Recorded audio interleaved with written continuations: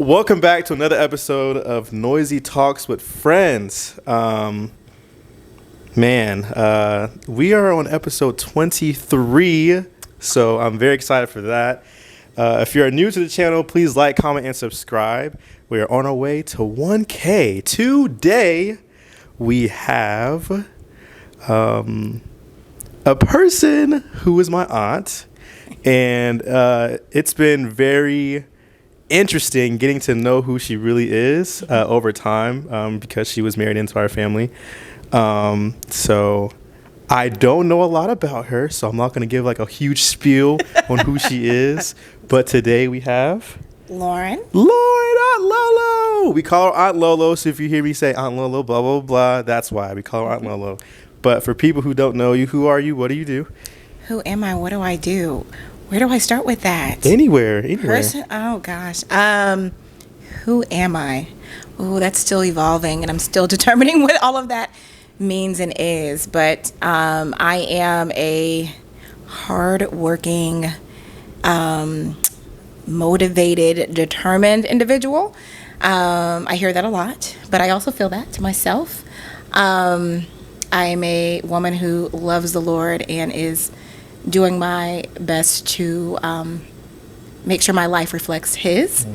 I am, I don't know, big business. Yeah. I'm big business, and I have a lot of degrees, and I've worked hard my whole life, and that's it. I don't know. Like, I feel like that question can be answered so many ways. But you answered it to the best of your ability, so that's all that matters. There we go. That's but it. We're going to get into it for people, again, who aren't really tuning into the episodes. We do 6 questions, and the interviewee has no idea what they are just because of raw conversation and real answers in real time. So, Aunt Lolo, are you ready for question number 1?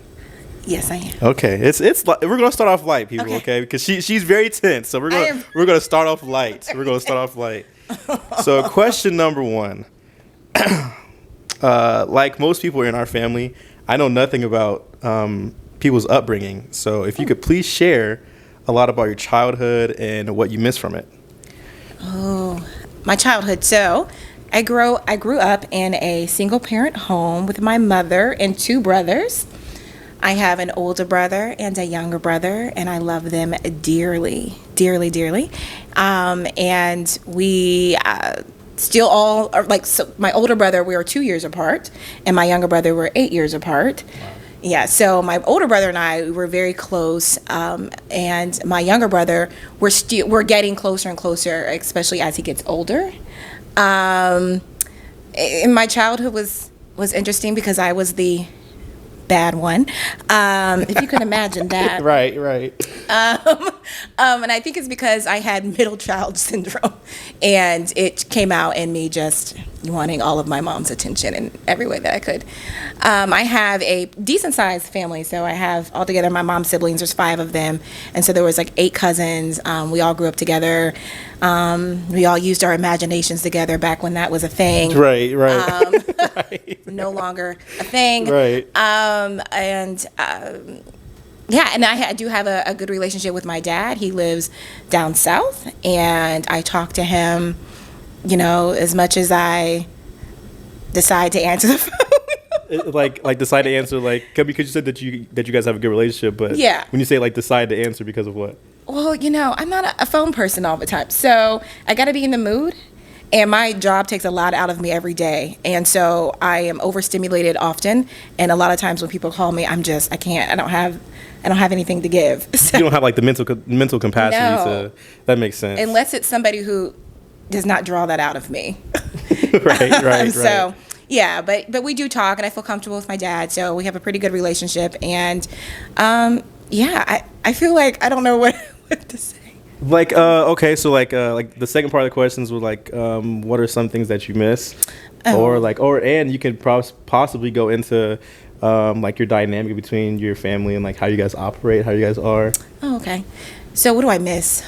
I miss being a child. I miss not knowing the evil in the world. Honestly, yeah. I was thinking one day and maybe this is because I'm on social media and I'm always reading things I have no business reading. But I just remember when I didn't know that I was hated to be me. To be a brown girl. I remember when that was not even something in my mind. So I miss that. I miss just the innocence that I had of being a child, and I miss being in my mother's home and not having to worry about cooking dinner and and her having my clothes laid out in my bed every single day, so I didn't have to think about what I had to put on. And she just took care of everything. My mother was, she took care of us very well. She was I want to say nurturing, but I don't know, like she thought for me, if you will, but not in the way that I didn't get to have my own thoughts and have my own opinions, but she made our lives very easy. And so going into that, thinking about dynamics, so being the only girl, I was often trying to be like my brothers. And so if you think about like the dynamic, so if my mom put more food on my brother's plate, I gave myself the same amount so that I could eat just as much as he could eat. Just to prove yourself. Just to prove myself. Or prove to them, yeah. Yeah, I've been doing it for years. Whatever he could do, I could do better in my mind. Do you still do that to this day? Oh, yeah. Yeah. I do. It's unfortunate, but not so much with my brothers. Now it comes out at work. Oh, wow. Okay. Oh, that sounds really bad. No, I mean we'll get to that. Okay. Yeah, that's a whole different topic. So yeah, we'll get to that. Really bad. So the dynamic. So as we've gotten older, I feel like I've become like the second mother to my brothers, and I even was like that even in the house. When my older brother would bring his friends over, I was taking care of everybody and making sure, they had hot dogs to eat and pancakes, which I could cook, or whatever it is that they needed. And I was always trying to be in their faces all the time, and that drove him crazy. My younger brother, he was off doing his own thing, so he was a baby in my eyes. But I'm trying to think like what else. Oh, my mom and I, we fought. I remember one time specifically, I tried her, and I remember she straddled me on the floor in the hallway. And I remember thinking to myself, oh yeah, I was bad. And I remember thinking to myself, like, I could lift her up off of me if I wanted to, but I dare not. Oh my goodness. I dare not try. But she had me pinned on the floor in the hallway. And it wasn't because I wasn't like hit my mom. I didn't do stuff like that, but I was smart at it. Yeah. My tongue was slick. Yeah. Again, if you can imagine. I was about to say, so like, where do you think you picked that up? Her. I am her. Yeah. Okay. And I see it more as an adult now. Like I told her, and my brothers say it all the time. I'm just another her, which is why her and I argue to the ends of the earth every day about what was it yesterday? Were we arguing about something with Trump? No, not about Trump. It was something going on, and her and I just had a difference of opinion. And when we don't agree, it's like she's a know-it-all and I'm a know-it-all, and we display that.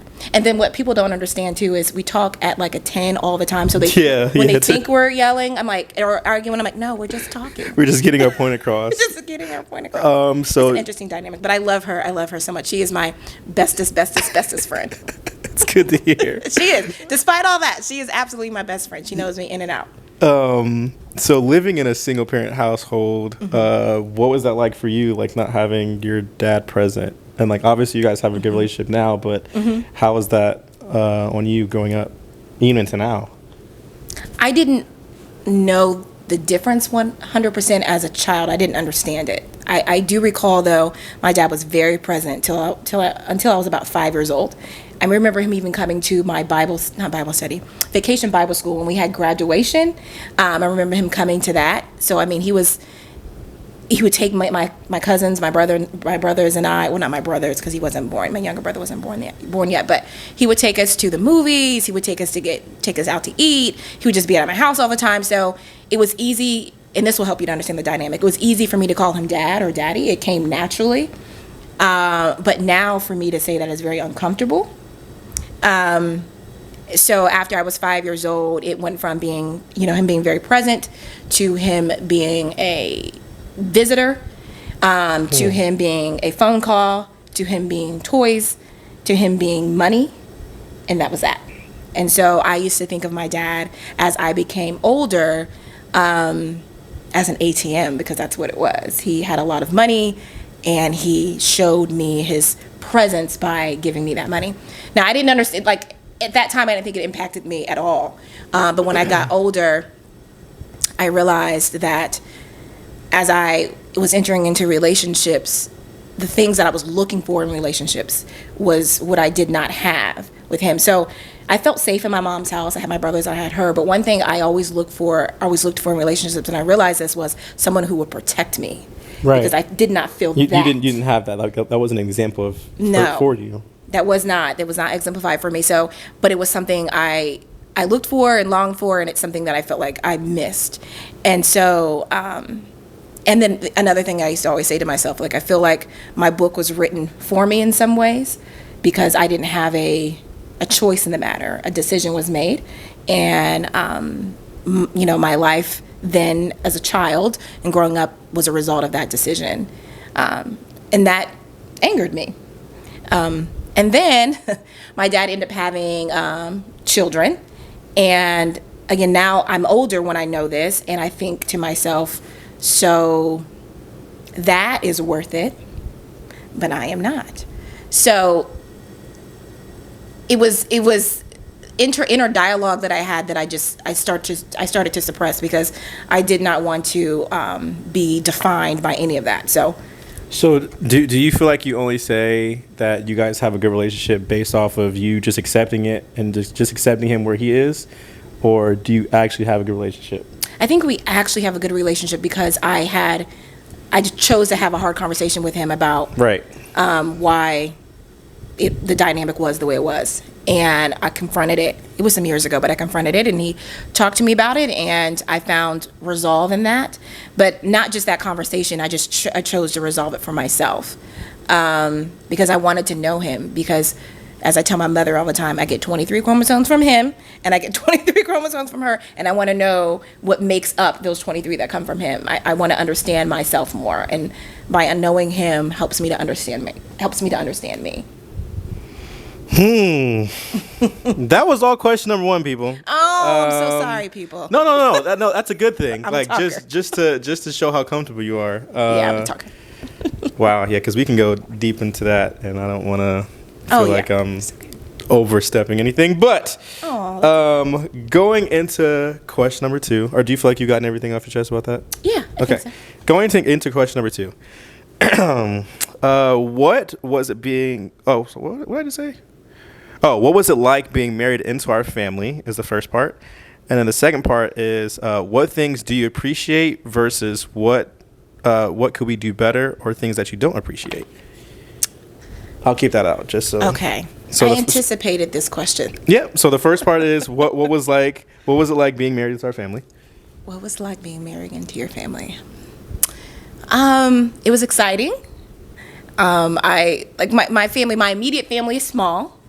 And so even though we would have our wonderful get-togethers and Christmases and things like that, there was something pretty amazing about yours, because there were so many of you all.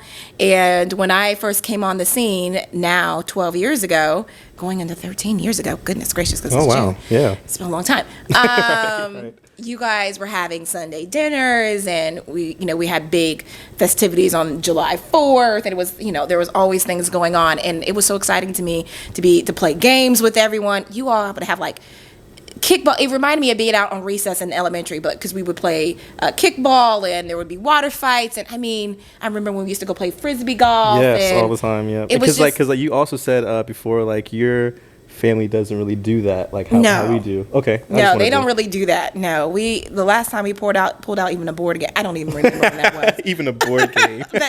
We run our mouths. We talk. That's what we do, very loud.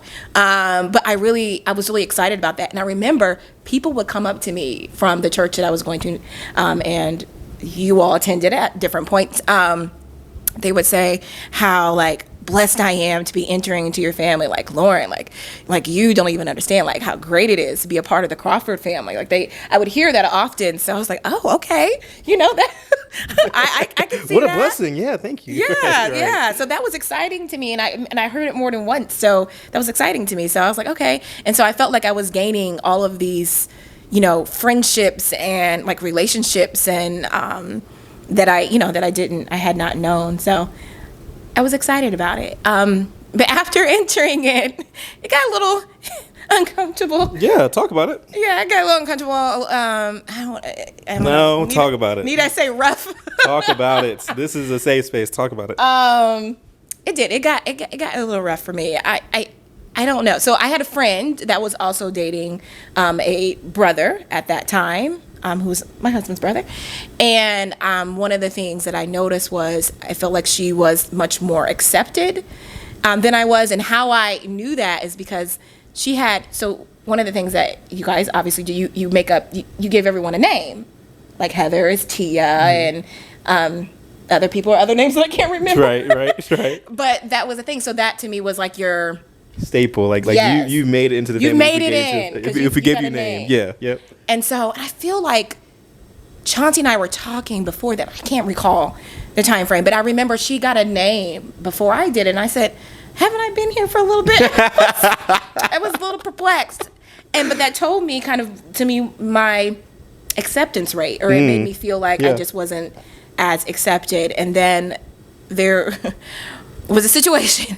There was one of our family gatherings, and now at this time, Chauncey and I were not married. We were still dating.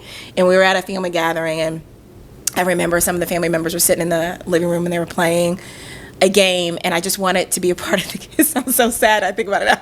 Oh, no. But I wanted to be a part of the game. I feel so bad. I don't know what's happening, but go ahead. I don't know where you were, Zion. I think you were there, but I think you may have been running around outside because you were younger. Okay. And so some of the family members were playing a game indoors, and I came and sat in because I wanted to kind of be a part, and I was ignored. And it seemed very, I don't want to say deliberate, but it was, I don't know. It felt obvious to me, but I wasn't going to make it a big deal, a scene, because I thought too, people are still trying to get to know me, and I just, trying to be understanding about it. Yeah, but I will have to say, one thing about our family is we are very, and when I say very, we are very bad with ignoring people, especially when some of our family members try to invite friends or other people that they want to have them encounter us, we just push them to the side. So let's say we're all having fun on a board game, we're all laughing and stuff, and then someone tries to crack a joke, we'll be like, yeah, nah. But now back to our family, we are actual jerks, I will say that, but we're trying to get better, maybe, I don't know, but I will say that to kind of make you feel better about that, because we're jerks. But go ahead. So maybe it was, unintentional, but I remember, so after that, Chauncey had left. He was going to go to the store and get something, so I went with him, and he asked me how I was doing. He's like, how was it going? And I said, it's going good. I told him it was going good. Straight line. No, but it did. Overall, it was good. Out of a 10, I think it was an 8. It wasn't terrible. Yep. And then I said, but I was trying to play this game in the living room, and I just, they weren't really involving me, but I wasn't telling him to, because I wanted him to say anything or because I was upset. I just was talking. You just sharing it. I was just sharing. But apparently, my husband, which was my boyfriend at that time, wasn't feeling that.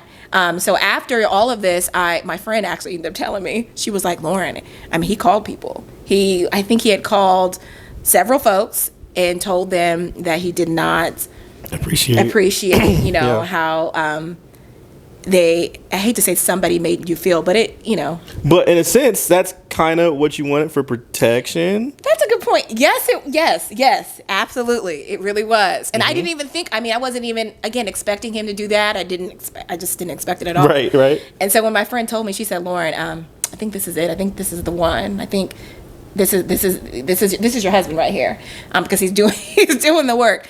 I'd already known that actually before that, but nonetheless, so my heart was so pleased and overwhelmed and overjoyed by that, because then I ended up getting messages and calls, and everyone's very apologetic, and which I really appreciated that as well. Right. Because that said a lot, and because to me, apologizing, especially for not doing something intentional, is not always an easy thing to do. Yeah. And so that set well with me. But I just think that people just had to get used to my presence. And Chauncey is the baby of the family. He is, yep, he is. And I could tell, with how he is loved. Yeah. And so, sisters and family members, they're protective, just like I am over my brothers. And then going into the second part, because I guess you're talking about what things you did appreciate. So, being married into the family, what things do you think we could do better, or what things don't you appreciate? And I need you to just be honest. Like, I'm not saying like this is why, but like just be like, well, I don't think. You know what I mean? What do I think? And to kind of give some understanding is just like, because of how you said, like your friend saying, or people have told you like, oh, being married into the Crawfords is a blessing, blah, blah, blah. And, being married to any family is a blessing because you get to share life with that person. But at the same time, like, it's always interesting for me to see how the in-laws look at us or how they, encounter us too. So it's like, it's very important for me to know, like, as our family, what could we do better? Or in your eyes, what are some things like, we shouldn't be doing that because of X, Y, and Z? Oh, goodness. So if I start up from the outside, especially like maybe the beginning or into the middle, I mean, like I said, I've been here now for going on 13 years. I say, it's something, I mean, you already brought up, and something actually the family's already, been discussing about ignoring and just being open, because there is, I mean, I don't say these people, but this family, this family they truly understand who God is and have the wisdom of God and the understanding of God and the spirit of Him. And that is, people want that. They want to touch that. Yeah. And I think to be, and maybe we are now more, but to be more open and spreading what is in here out there, because everyone doesn't have what is in here. And I say in here, I mean in this. And to this day, I feel so absolutely blessed to be a part of this family and to experience life with you all and through your eyes and through your, just listening to, like, for example, Heather talk about, who's Chad's wife, talk about Devin and how when she was trying instruments recently at school, she was able to play every single one. I said, that's the Crawfords. Like, that is amazing to me, to be connected to such greatness like that. And you all are all like that. Chauncey's like that. You're like that. Chanda, everybody is. Renika, everybody. Precious. I don't want to leave anybody out. Family, the Crawford family. The Crawford family. And so that would be my thing, is like opening our arms wider. I remember when Chanda had Anna, her graduation party at their church. And some of the church members were attending. Some of our friends from the praise and worship team. And I remember them, it's like their eyes were just so like enamored by the family. And they wanted to go, I think they were going to, they were planning on doing music together or something like that. And I know they all came together at Chanda's house. And it seemed like it was such excitement for them to be a part of this unit. And so just seeing that and seeing how it impacts, like having the love of this family spread out like that, like tentacles, and seeing how that impacts people, I think is something we should do more of. So talking about opening our arms wider to, reach people and all that stuff, do you feel that you've opened your arms to people in our family, like you being a sister, you being an aunt? Like, do you feel like you've done your part? That's a very uncomfortable question. Okay, let's answer it. That's a very good question. Do I feel like that? No, I definitely have not. And it makes me sad because one of our family members, I'm trying not to say names, one of our family members had said to me not too long ago how much they admired me and wanted to have a closer relationship. And before you go into deep, how did that make you feel? How did it make me feel? Special, like, because I'm like, what is it? Why? What is it about me? Right. But it did. It made me feel special. Like, oh, okay, absolutely. And I meant, like, in the moment, I said, I agreed. Like, absolutely. This was back in October, is when we had our family vacation, and ask me what I've done since then. Zero things. And so I definitely have not done a great job. As a matter of fact, Chauncey brought up to me, I said, I need somebody to go see The Little Mermaid with, since he's not going to, he doesn't want to see it. Yeah. And he said, ask your nieces. Like, you're always saying you're going to do something with them and then you never do. Ask me what I've done with that since. Like, nothing. But why? Is there something that bothers you? Do you feel like you're not a good example? Like, what is it? What is it? Lazy. Okay. Okay. Lazy. This is the thing that's weird about me. I don't like my time to be already Wasted? planned out. Like my day, like Okay. for example, on Monday I knew I had this today. Today is Saturday. Sometimes that overwhelms me to know that I already have days planned out. Because you feel what? Out of control. Which is contradicting. Even though I controlled it. I'm about to say, which is contradicting to Right? who you are. Okay. It is odd. That's actually I don't know, that's a light bulb for myself in the moment. But it makes me feel like I don't know. I don't like being confined, like I have to do something. And so I end up doing nothing, which then upsets me because I'm like, I want to do these things, but then I don't. Do you though? Because if you honestly did, you would do it. That's very true. But I do though. Because what's interesting is I end up regretting. When I don't. I think it's regret based off of guilt, not off of you. Let me think about that. Because you're like, oh, I regret it because I didn't do it, but then you don't do it. Well, see, but some of the people have no idea that I want to do something with them, so I don't feel guilty about anything. But do you tell them that though? No. My point. Oh, I feel guilty if I don't tell them. I mean, okay, I see you know what what I'm saying? you're Like my guilt would come from like me telling them and setting them up, and then not going through. Yeah, okay, I understand. If they don't know, if they don't know, no, I think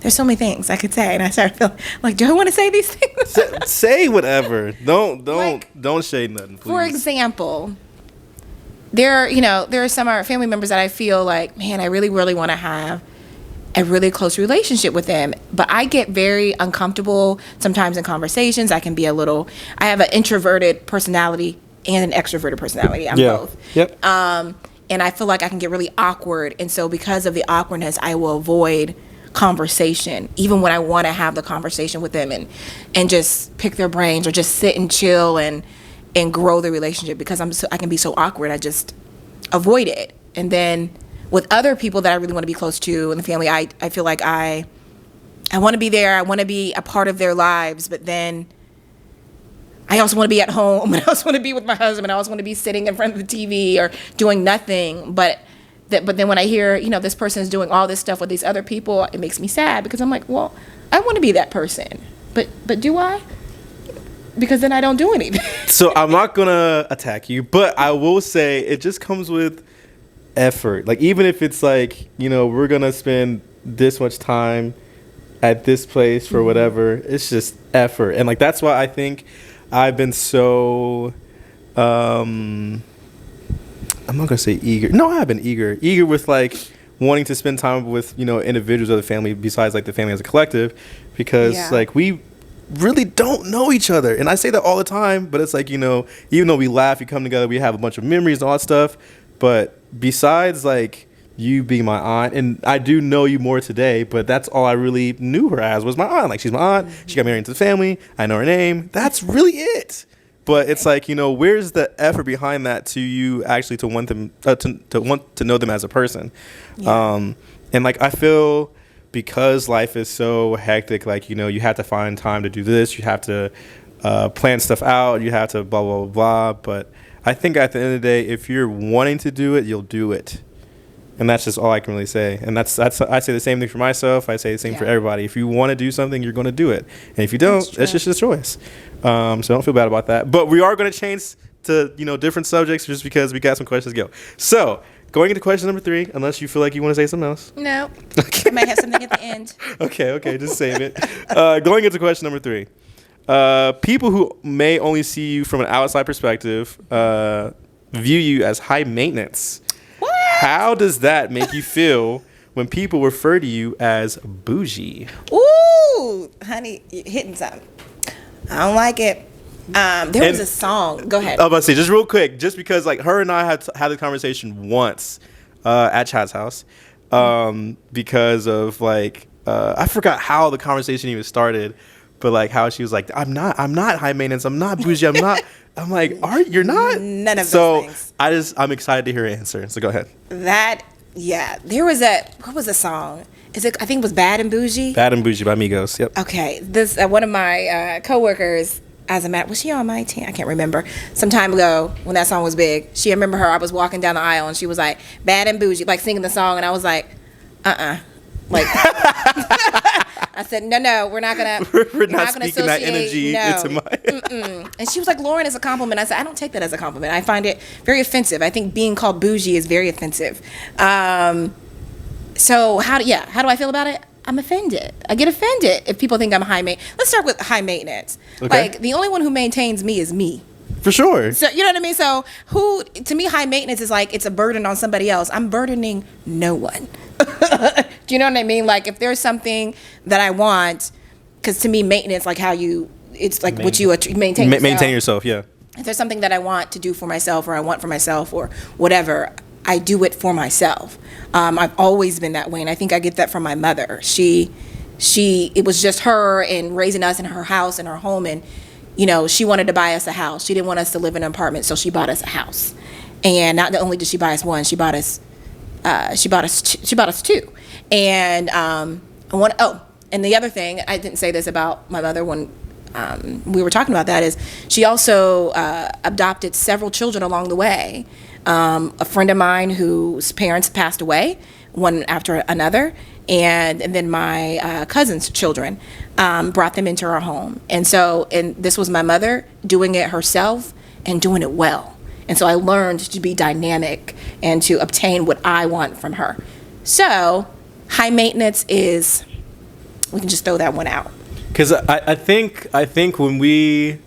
Like, what makes people think you're high maintenance? Like, what is it? Is it the presentation of self? I think it's the presentation of self. But I think it's interesting because, like, when we talk about maintaining ourselves, I think the reason why people put high maintenance as a label is because maybe they don't take care of themselves well. So it's like if we see someone doing it, it's like, oh, she's blah, blah, blah, blah, because maybe we feel a certain way about ourselves. I think, yeah.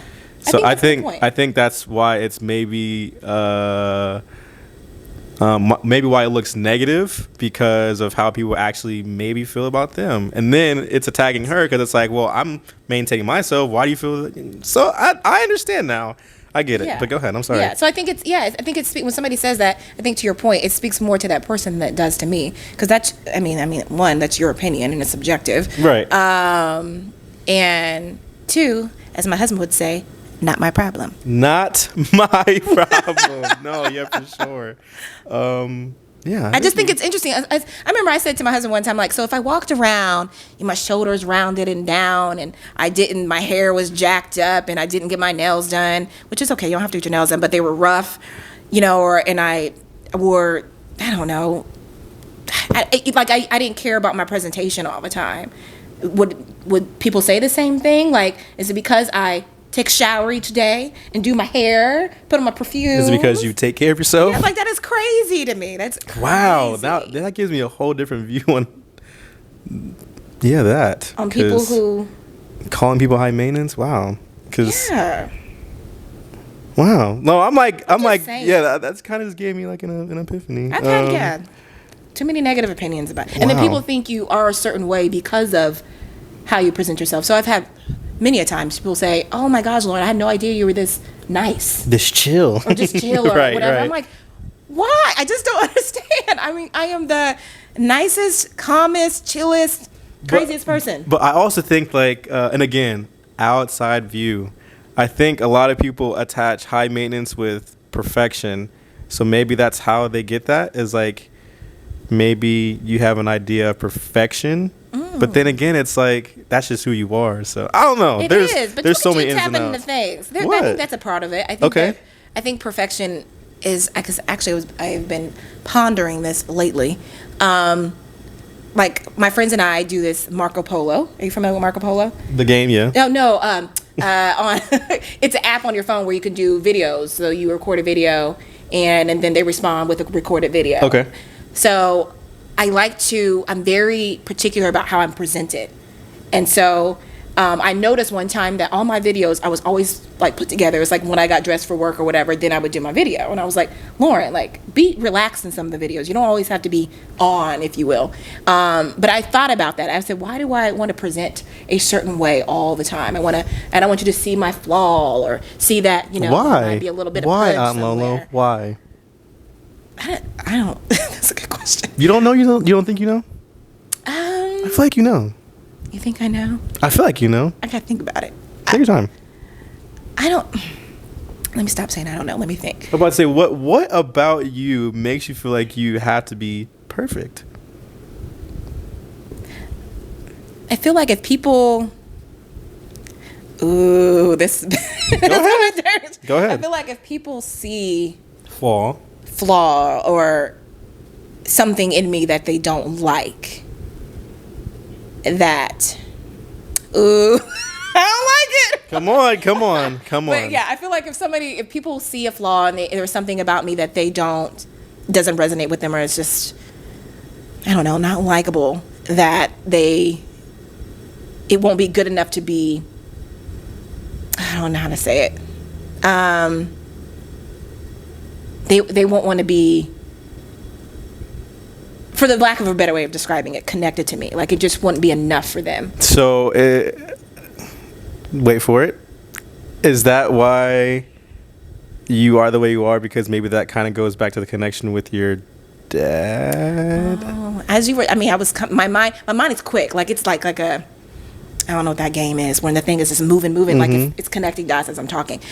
It could be. I mean, honestly, because again, as a child, you don't understand it until you grow up. But but thinking about it, it's like, okay, so this dynamic was enough for you. This one was not. Why was it not? And maybe that's kind of why I'm not gonna say why you made yourself, but why you present yourself a certain way, because he had a family outside of the family. Mm-hmm. So it's like, well, maybe you think that family is prettier or blah blah blah blah. Or so it's more like him. It's whatever it is he wanted. So it's almost like I feel like I want to be what everybody wants. Why? And not that I have this in my mind, like it's like the forefront of my thoughts. I mean, obviously, but like, it's, you don't want to be rejected. I've been rejected, so I try to prevent rejection. And people like pretty people, right? They're drawn to that. That's a thing. But that's not everything, though. I know. Oh, I know, absolutely. But they're drawn to that, or they're drawn to someone who is smart and appears to have things like that's I feel like I'm saying a lot of things I don't want to say. Come on. If I'm being 100. You're good. But people they're drawn to certain things. Like I know, like when I go on interviews, I know it helps that I present well. I know that it helps that I'm an attractive person. And so I maintain all those things. I think the same things in relationships. Like one of the things I'm struggling with in friendships right now is I am too, it seems like Jesus-centric. Like they don't want to tell me everything anymore. It appears that way because Lauren's she's gonna be like, well, how does Jesus feel like? But that's not literally what I'm gonna say. But I do have a certain way that I live my life, and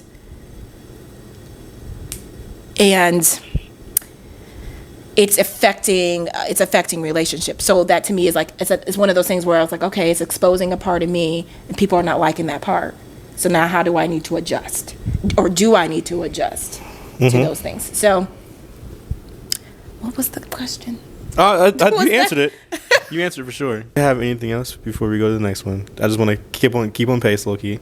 If you have more, I think so, but my more. mind is, I'm going to have a lot of things after this is over. I'm going to be like, why did I say this? Nah, don't. We're not doing that. Oh, I'm snorting. We got that on camera. I want to know. We are keeping that in there. Okay. We're flipping. I feel like I'm coming off like very like superficial, and I'm not a superficial person. No, I'm really not. You're not. We are just talking. We are on a couch talking. That's it. That's all we're doing. It just comes off that way. No. We're flipping, going a little deeper. So number 4. Okay. Do you feel like you've been a great wife in your marriage? And what could you actively do better? Let me start off by saying I'm uncomfortable.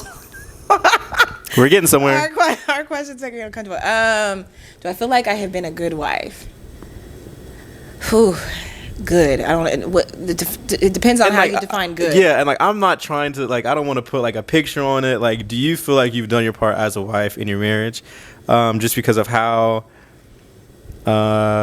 normal toxic relationships are nowadays? I mean, obviously I'm not gonna say you may not know, but just like how normal it is to cheat on somebody or to do somebody wrong. Like, in your marriage, do you feel like you've done your part as a wife?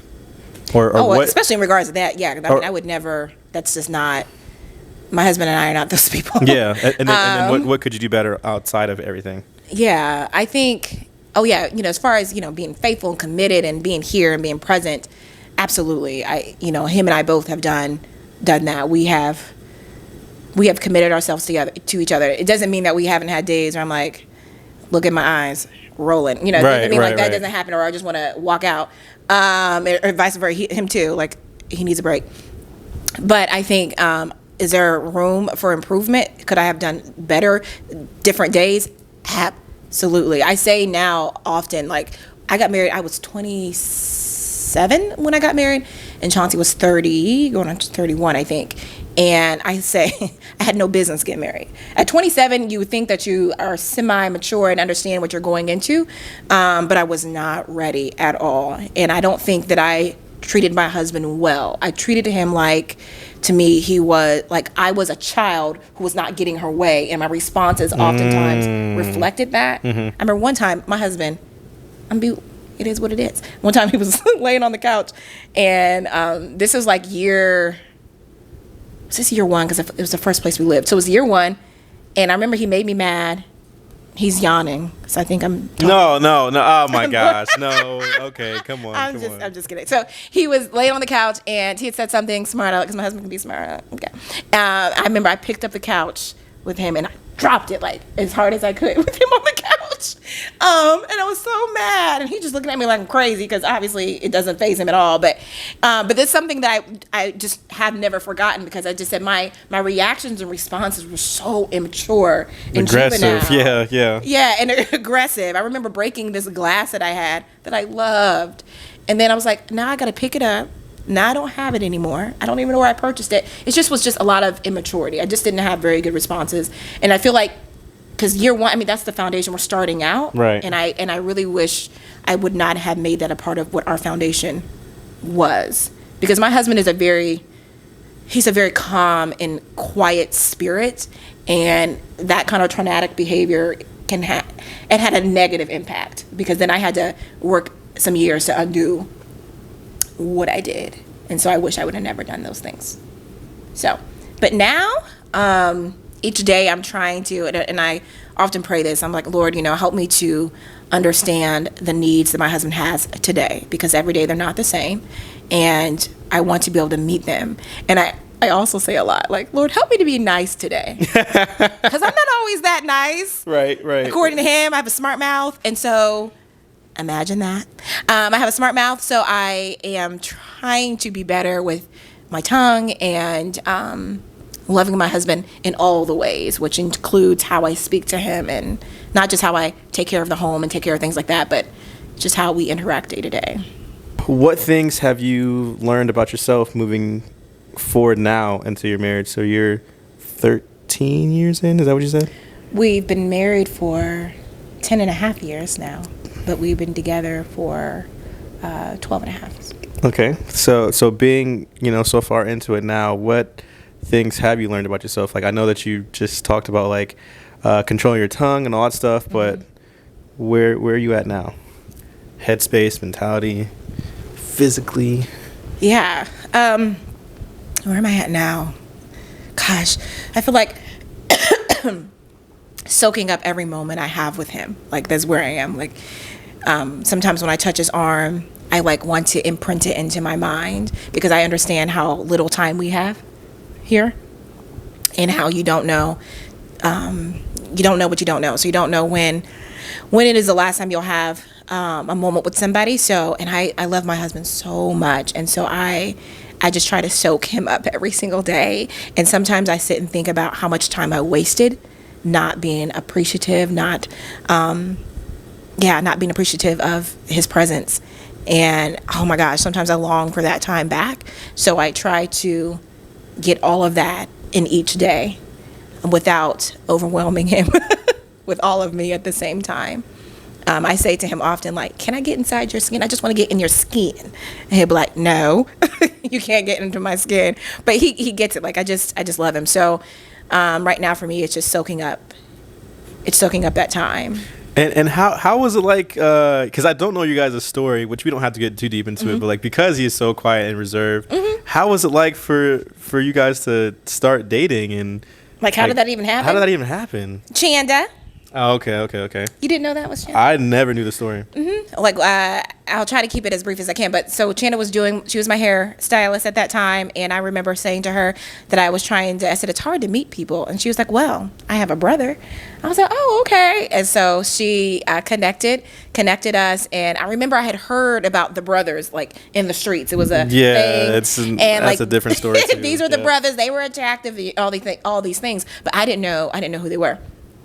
And then my friends, they knew who all of the brothers were. And one of them said, well, one of them goes to the church. And they said, and then when I told them I was going to be meeting with Chauncey, they said who he was. And I said, no, not that one. At first, right? And the reason why I said this, because when I used to see him at Greater Grace, I remember when he would walk up the church and around to give his offering, his hair was always hanging, like, always in his face, and his head was down. And I said, how do I know he's not possessed or something? Because that's what I thought. Right. That's literally what I thought. Right. And so I was like, no, like, I don't know. And I thought about calling Chanda to, like, cancel, like, no, like, I don't think I want to do it. And I said, no, I'm gonna go forward. I'm gonna meet him. And so we ended up connecting on Facebook, and then he called me. And we talked for hours, like hours and hours and hours and hours and hours. I would have never thought he was quiet, because we just stayed on the phone forever. And then I remember we were counting down. So maybe we talked on the phone like that Sunday or something. And then every day that week we counted down till like that Saturday when we were going to go on our first date. And we literally were counting down. And when he came to get me from my house, I had roommates at that time. He brought me all my favorite things. It was the gift he showed up with. So I love candles, so he brought me that. I loved scarves at that time, so he bought me this beautiful scarf and this beautiful candle. And I was like, no one's ever bought me anything. No one. No one had bought me a thing. Yeah. So I was very impressed by that. But then I didn't know. I was like, but is he my type? I wasn't sure, right? Because I really hadn't. I had seen him, but had I? Because it's fun, Right, his face is always covered up. Right. But I knew his personality was was my type, and I loved his voice. There was something about his voice.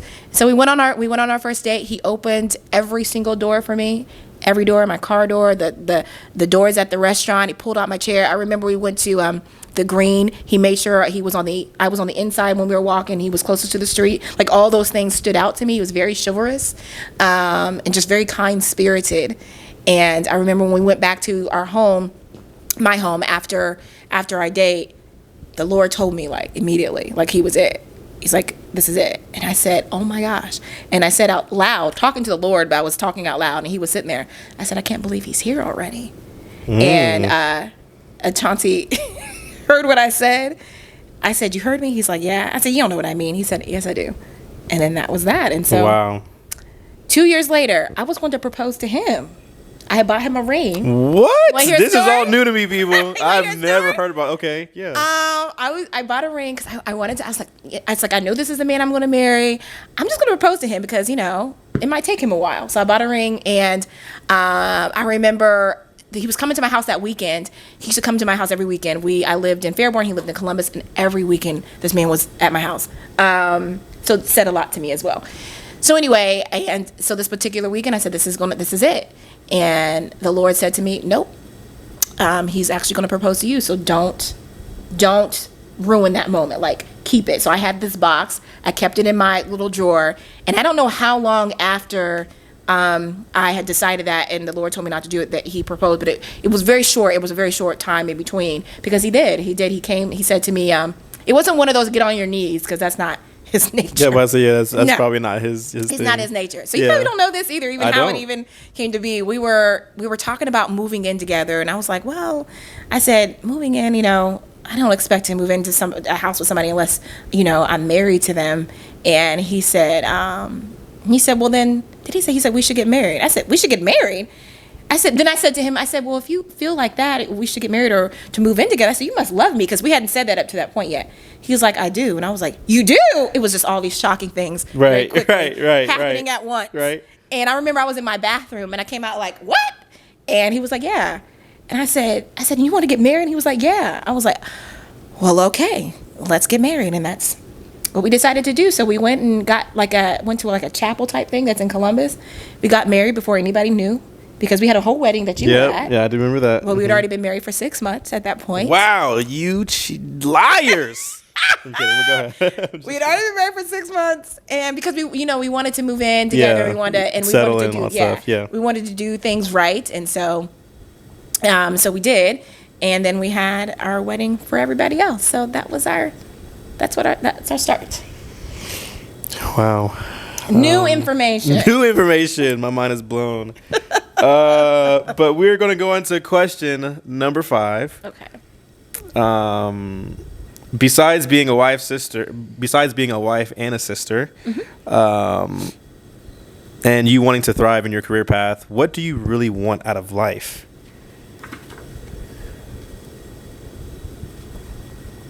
Because every time we kind of talk, it's usually about work, you being a wife, and your brothers, the same things. But what does Aunt Lola want out of life? Man, this is a good question. What do I want out of life? Oh, Zion, this is a good question. I didn't prepare for this one. Yes, sir. I want to experience what joy is. Because True joy, yeah. True joy. How I understand joy is it's never ending. And I think I've always had happiness, because it's always had its beginning and there's a difference. And there's a difference. And I want to experience true joy, which the Lord keeps saying I already have, but I have not. I feel like I've said this quite a bit. I'm reading this book called Kingdom Authority, and one of the things it says, the guy was talking about in it was, he said, he was talking about being victorious. He was like, being victorious, because the Word of God talks about being victorious. It says it's not a responsibility to be victorious. It's not your responsibility to be victorious. It's your response to God's ability. And I was like, ooh, right? So it's an embodiment. It's who you are. And I think about that the same with joy. Like the Lord's like, you're not responsible for taking on joy. It is a response to me in your life. Oh, I think that answers my question, because right now, God in my life is not the center. And so not having God at the center helps me now to understand why I haven't experienced or understood what it is to live in that joy and be in that joy. But that to me, everything that I do, going to work and, maintaining my house, and not so much being a wife, but all these other things outside of that, they're what I do, but it's not who I am, right? So I want to be connected with who I am, because I could talk about that, I want to be a CEO, and I can talk about all those things. So you don't know who you are? Not fully, no. I'm still learning. I don't know if you fully 1,000 realize 1,000, because I think who you are transforms. I think who I was up to the age of 10 was one person, and who I was at 18 was one person. 25 was one, 27 when I got married. I'm 37 now. I'm a different person than I was 10 years ago. So, and who I am now is, I'm still learning. I'm still learning the parts of me in this state that I'm in right now. Mm-hmm. Right. So, but yeah, what I want out of life is joy. I don't want to live in anxiety anymore. I don't want to live in fear. I don't want to be oppressed by any of those things. I want to be able to experience life to its fullest. And that is what I That is what I'm drawn to. What is experiencing life to you though? Like, for some people it's traveling. For some people it's knowing other cultures. What is experiencing life to you? Peace. It's it. It's just peace. Like with everything, with yourself. Peace. Just living in peace. Like, and people who I think who have dealt with anxiety or fear and things like that can understand this. It is. Like, all those things are great. Like, Chauncey and I love vacationing. We realized recently we're vacation people. We love doing that, and I love going to the home stores and buying all the things, as you can see. Yeah, very nice decor in here, if you guys can see the background. But no, Thank you. Like, that's like, these are all these things I enjoy, right? I enjoy going to dinner, all those things. But those are just things, again, that I do. What does any of that matter if I'm experiencing other cultures and going to other countries and, going and seeing the ocean and all those things if I have no peace? If you don't really know yourself and don't have peace. Yeah. Okay. Like that, I'm that person. I'm this unsettled person in that space. And I can't truly. No. Yeah. I'm not fulfilled and I'm not truly enjoying that space. So for me, it's just peace. I just want to live in peace. I want peace in my mind and peace in my spirit. And that to me, and I think that's what happens with my age now is I understand the important things in life. For me, these are the things that hold more value.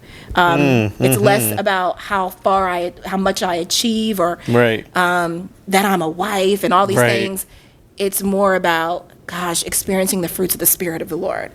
Right? That's what it is for me, and that's what I want. So that kind of goes into question number 6. Because I put it within these last few years. I'll just keep where it's at. Okay. Within these last few years of your life, do you feel like you lived or existed? That's a good question. That's a good question. Do I feel like I've lived or existed within the last few years? And that's why I was like, I don't know if I should go whole life because that could be very broad. So I think I do want to do these last few years. Yeah. Oh, can I be honest? Be honest. If I'm being honest, I think if I had to put it on a scale, I think I more so existed than I have lived. Was that the other side of it? Yes. Yeah. Yep. I think I've been more just existing.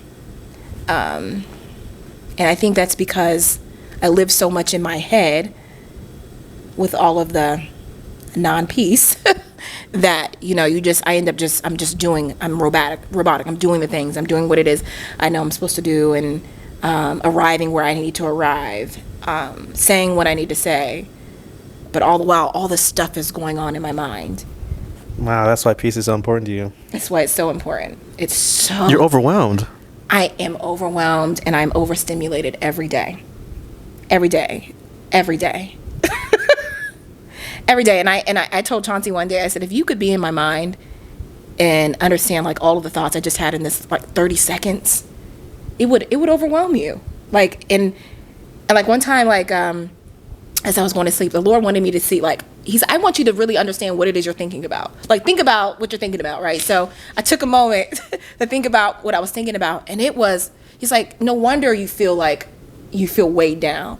If somebody's thinking about, just to give you a glimpse into my thoughts, especially at night, how is my husband going to drive when he's at work? Because he has hearing loss pretty bad in one of his ears and some in the other. And I think about, is he going to hear every siren when there's an ambulance? Is he going to hear every car if it honks a horn? I don't want him to have any accidents on the road. When my brother, my older brother lives in Texas, he gets off of work late. He's a barber, so so I'm like, are people watching him when he leaves? Is his money tucked away? Or my younger brother, is he happy? Is he pleased? And my mom, is she safe in her house at night? Is anybody watching her? And how is her health? How is her heart?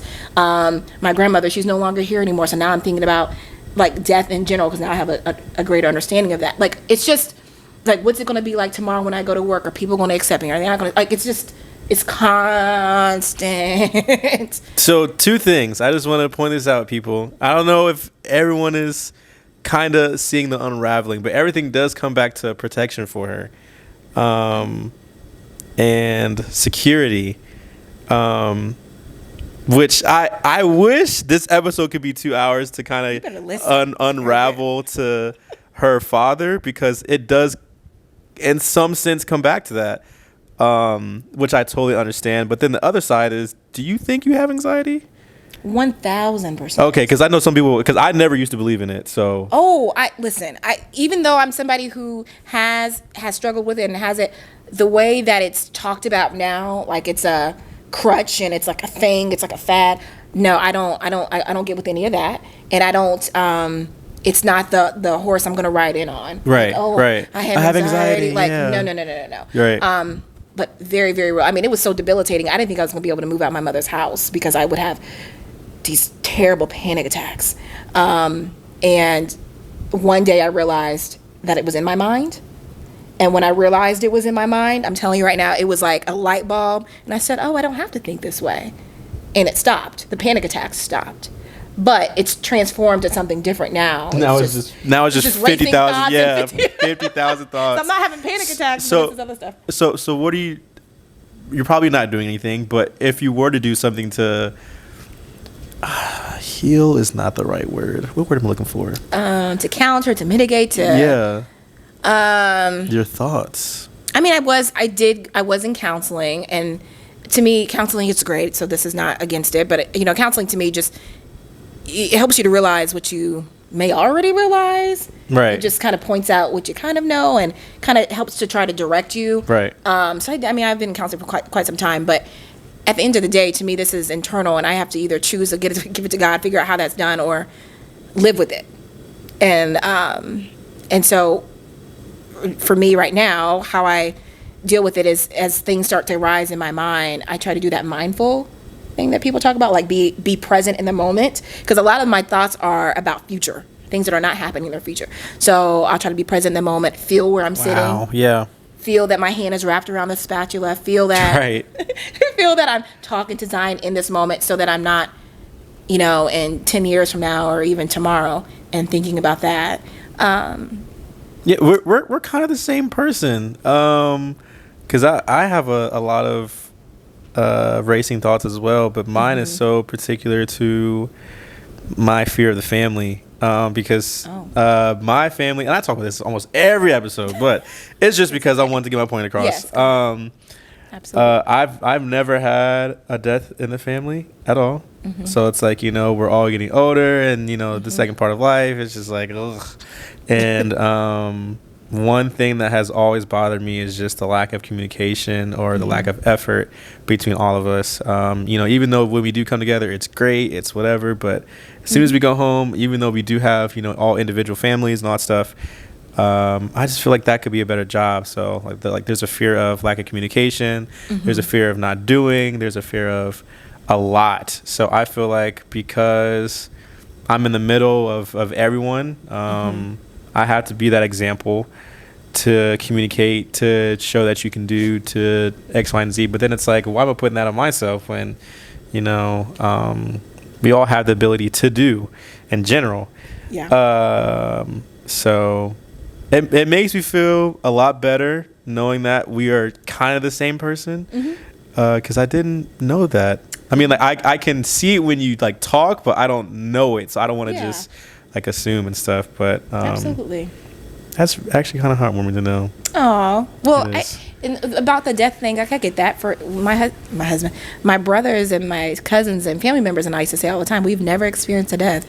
Never. We had never ever like. You might, of course, you knew of people that died, but like immediate family or people you were really close to, no, we did not. And I felt like so blessed that I had not known that.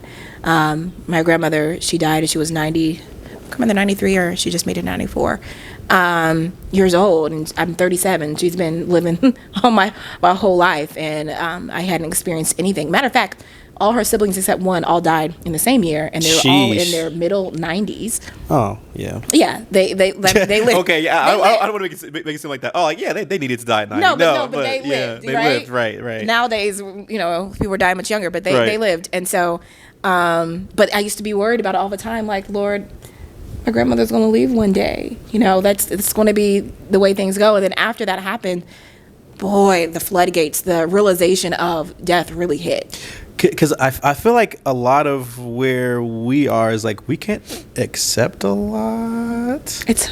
Acceptance is hard. It's hard. It's hard to accept that I'm not a child no more. Because you can't go back. You can't go back, and like it's like a lot of what I can't accept just doesn't make sense. Like, but again, another topic. No, but I completely understand it. Like, it's hard to accept that life is moving, whether I want it to move or not. Goodness. It's moving. It is trucking, and I have no choice but to move right along with it.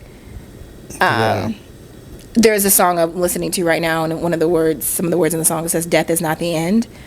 Death is not, because that's one of the things that I deal with in fear. And I was like, it's not the end, Lord. It really isn't. It's only the beginning. It's not the end, when you're in Christ. It really is not. And so it's just changing your mindset about that. Your Uncle Chauncey, however, his understanding and his grasp on death and what it is so great. Like, he has such a peaceful way of looking at it and understanding, like, it's a part of God's world. I think having a conversation with him about that would be really helpful. But it's been really, when I literally slid down the wall when I got the news about my grandmother, his words of the peace that came out of him is just so, I don't know. I'm just glad he's mine. It's so helpful. But that are all the questions that I have for the end of this episode. So this is the segment where I give the interviewee a chance to ask me one question, if you have one. Yes. So I pondered on this. Wait, you have like a prepared question? I pondered. Oh, wow. Because, I told you I'm a little controlling. And so I was thinking, like, what question will I ask? So then I kind of thought, well, maybe I should wait to the interview and see what questions, I shouldn't say interview, I guess. I don't know. Whatever you want to call it, doesn't really matter. What questions he asked me, and if there's anything prompted by that, that I want to know. So I did have a prepared question, but I don't want to use that question anymore. What? Use both. Well, let me start this, because I feel like in talking about, our similarities with racing thoughts, with our family dynamics and things like that in history. One of the questions I want to bring to you is, because one of the episodes I did watch where you talked about how you had that hard conversation with your father, right? What I did not 1,000% take away from that was how that has reshaped your relationship with him, and then reshaped you, period. Like, did it bring... Phenomenal question. So how it reshaped the relationship was the first part, correct? Mm-hmm. Yep. It reshaped the relationship just of having more respect for each other. I had zero. When I say 0% of respect for my dad, zero, because I could only understand as a child. Even though some things are reality, like, I did experience those things, like I can only understand as a child. Yeah. Hearing his side on how things went in his world, because we are two different people. Even though I am his son, he experienced it as a father. So it's understanding the things that he went through. It helped me know that, like, okay, now I know my dad as a person. Like, he's not just dad. He's not just Corey, which is his name.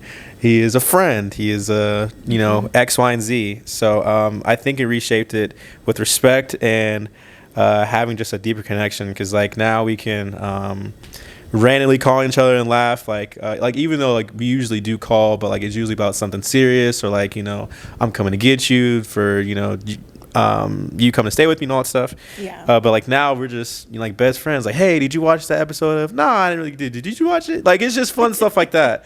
So that's how it reshaped it. How it reshaped me was, I have a little brother that maybe not a lot of people know, but I have a little brother. His name is Braylon, and he lives with his mother, who would technically be my stepmother if my dad and her were together. Mm-hmm. And I was very, very hard on myself with communication with him because of how my dad was with me. Because I'm like, if I don't feel like I'm in a certain place or I have a certain foundation, I don't want you to see me in a struggling manner because I have to be an example for you. So if I'm not doing what I'm supposed to be doing and you are proud of that, why would I want to talk to you? That may seem really bad because he's a family member, but that's just facts. That's just how I feel. But how it reshaped me was I had to reach out to him, or let me not lie. He reached out to me. He sent me an email. Okay. Mind you, he is 12, 13. So to get an email from a 12-year-old, like, let me get your number. I'm like, first of all, who is this? Like, so he reached out, and then we had a heart to heart, and like, he's so smart. So for him to understand, like, you know, how I felt, and his response was amazing. But like, now he gets to call me like when he goes on like school dances. Like, I remember one time I was at work, he was like, which one should I wear? I'm like, what are you doing? He's like, I'm going on a school dance. Like, I have a date. I'm like, you have a date? So it's just, you know, that whole thing was amazing. So that's how it reshaped me. And then wanting to be just a better example, period, is how it reshaped me. So it helped you to let go. Yes, let go of a lot of burden I felt on both sides, on not being a good brother or not feeling like I was enough for my dad because he wasn't there. So yeah, but that's it. Okay, thank you. And then the question I was going to ask initially, since I get the privilege of asking you do, yep, both was, do you feel, so you said this is episode 23, right? Yes. Which is my birthday day. My favorite number, 23. So that's funny when you said that. But anyway, this is episode 23. Do you feel that from episode 1 to episode 23 that you still have the same zeal you had when you first started in your first, you know, like, okay, I'm going to get this, I'm going to start this up. Do you still have that same passion and desire for what you're doing as you did when you first started? Yes. I feel like it's even deeper than when I first started, because when I first started it was like okay, I just want to be an example to the family. But like now it's like, okay, I have a lot of people who are wanting to just talk. Like I've had people like out of the country, because I do shorts and I do TikTok reels and all that stuff and whatever, like out of the country, like, hey man, I would love to come on an episode. I'm like, I don't even know you, but he's like, I would love to. And I have people from Texas and Virginia. Really? Crazy. So it's I mean, like, I'm saying really not like it's like shocking, but no, it's amazing. yeah, like it really means a lot that it's reaching so many people. And it says so much about you. It's but I never take credit for nothing. No, but I said, but not so much like you, like what you're doing skill wise, but who you are here. Yes. Like that part. Yeah, people want some of that. Yes, and like that's why I really try to do these episodes, is because it's important. Because like, even if people who don't come on episodes or whatever are like, a lot of people take the questions that I ask and they take it to their family members. Like, it meant something to me. Recently, somebody asked their sisters the same questions I asked my sister, and they're like, you have no idea what that. You have no idea what that meant to me and my sister's relationship. And I'm just like, wow. So to have that experience with somebody and to put it out there in the world, it means a lot. And obviously I have like big plans for this stuff. Like, I really want to go into like schools and like talk to counselors and how they operate and what they see, which would be super deep. Yes. Yeah. So like that's like one of the biggest ideas. And then kind of venturing off into like food related stuff too, because, you know, food affects everything that we do, people. It's, you know, our addictive behavior, our laziness behavior. So like that stuff too. But yeah. That's pretty amazing, Zion. That's what I wanted to. I wanted to ensure that you still have the same zeal, because it's just what you're doing, and every day. It's so amazing. I feel like a lot of times, like, even like when I don't post a lot, it's just because like there's a lot of behind the scenes stuff that you guys don't understand, like, you know, preparing the stuff, making sure I had the right questions, time frame, all that stuff, like, and then, you know, me being a multifaceted person outside of this, like, there's a lot I do. So at some points I do get sad, because I'm like, man, I wish I could post today or whatever, but it's just like, I have to understand where I am, and I think I'm getting to the place where it's like, you know, I'm peaceful about that stuff. So can I say one last thing? Yeah. As you're talking, it's amazing to see I don't know if you've done this, but I know a lot of times we'll pray. People will talk often about, like, I want to walk in my purpose. I want to know what my purpose is for my life. And Chauncey and I talk about this all the time, how we think purpose is in every day. It's not like this one thing, but it's every day. There's purpose in every day. But I think it's amazing to see and listen to you talk about, what this is for you and where it's growing and what you're doing with it, and knowing that it's in alignment with God's will.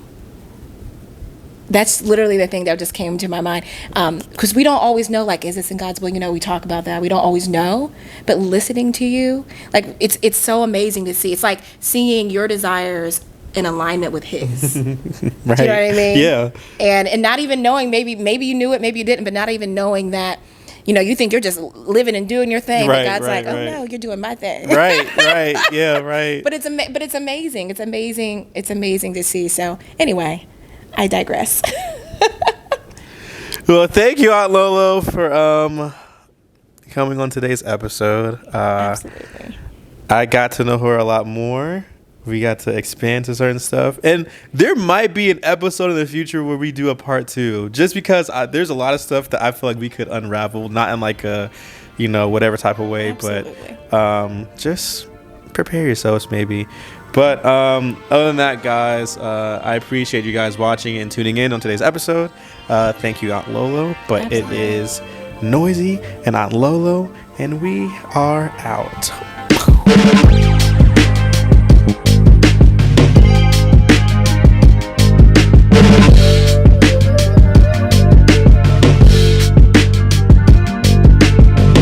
You had an ex-boyfriend who tragically passed away years ago. How did you move on, and how were you able to heal from such a traumatic experience?